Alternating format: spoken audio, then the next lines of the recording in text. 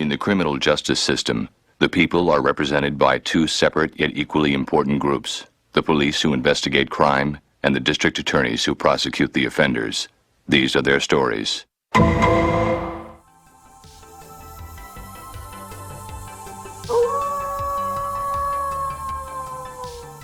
Kirk, Bones, and Scotty are broing down on shore leave at a cafe/strip club?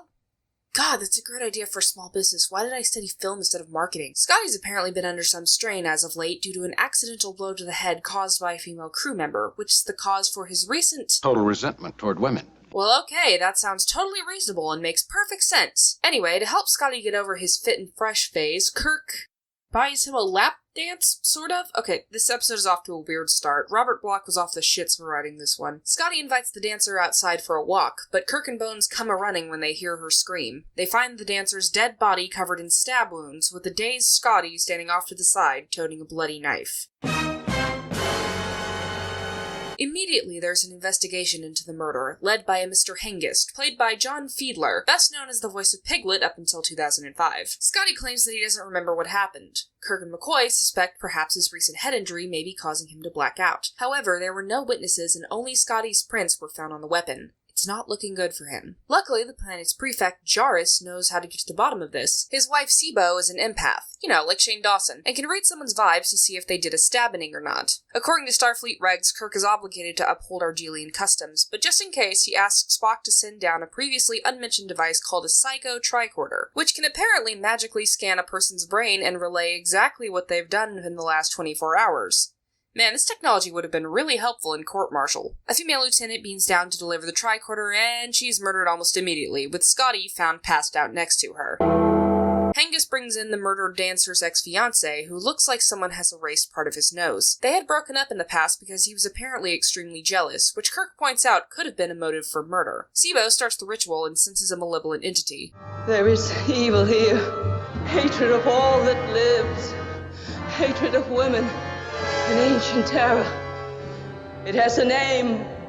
Boradis, Kessler, Brezhak. Then the flames go out, and when the lights come back up, Sybo has a knife in her back, with Scotty holding on to her. With Scotty still claiming memory blackouts, they decide to take Scotty to the Enterprise where they can scan his mind for the truth. They question both Scotty and the fiancé, and the computer seems to back up their innocence. Scotty claims that he sensed something was there when Sybo was killed. They decide to cross-reference the Enterprise's linguistic databanks for an explanation for the nonsensical words Sybo uttered during her ritual. Brezhak, source, Earth, 19th century, nickname for mass murderer of women, other Earth synonym, Jack the Ripper.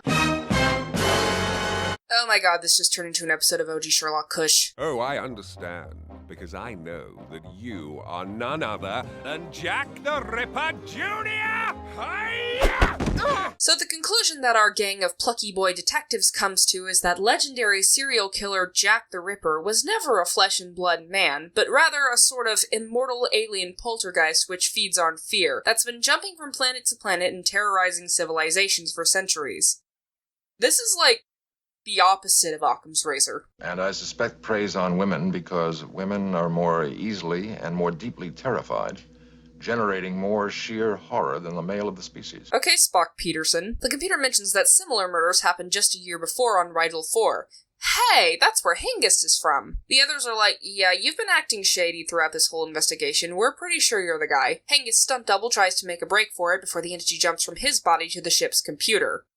Whoa. The entity starts trying to scare everyone on the ship to death to feed on their fear, so Kirk and McCoy are like, hey, we'll just give everyone a shit ton of Valium. Everyone gets super lit while the computer tries to terrorize everyone in a demonic piglet voice. They overload the ship's processor so the entity has no choice but to jump back into Hengist's body, who Kirk and Spock transport out into open space. And everything is back to normal, apart from everyone besides Kirk and Spock being super stoned. What a great episode for the Halloween season. Star Trek holds itself firmly in the camp of science fiction, but it's never been afraid to dip its toes into other genres. Wolf in the Fold sees the show explore both the murder mystery and the slasher genres. It's a lot like Scream in that way, which I've mentioned before as one of my favorite movies. The thrill comes from the unfolding whodunit style of storytelling. What's the point? They're all the same. Some stupid killer stalking some big-breasted girl who can't act, who's always running up the stairs when she should be going out the front door. It's insulting.